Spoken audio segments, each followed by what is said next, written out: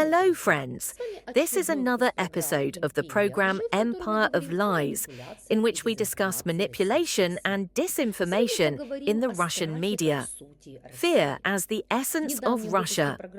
In a recent episode of Olga Skabeeva's program 60 Minutes, the main nerve of modern Russian propaganda was once again revealed.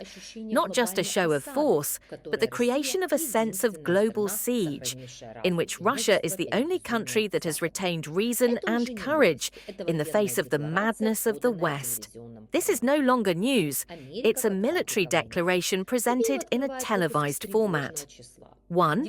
America as a war factory. Skabeeva opens the episode with an alarming figure. The US military budget is $925 billion, 6 times greater than Russia's spending. This statistic is followed by an immediate contrast.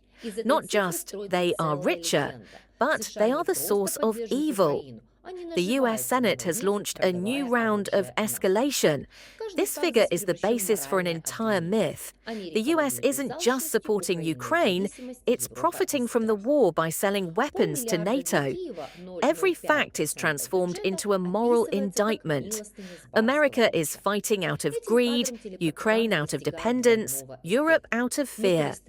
$500 million for Kyiv, 0.05% of the budget, is described as a handout. With this image, TV propaganda achieves a double effect. Domestically, it asserts that the West is tired of Ukraine, and internationally, that Ukraine is being used as expendable material. 2. The Tomahawk as a new symbol of fear next. Skabeeva moves on to her favorite topic, Tomahawk missiles, transforming a technical issue into a myth about a deadly frontier. Senator Fetterman demands that Kyiv immediately receive cruise missiles and stop being shy. This story has several converging meanings.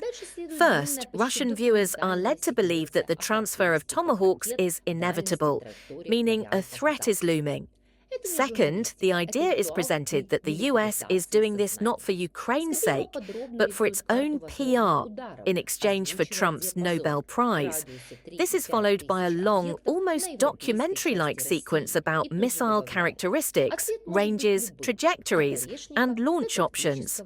This isn't journalism, it's a ritual of militarizing consciousness. Skabeeva draws a detailed map of possible strikes, citing a range within 3,500 targets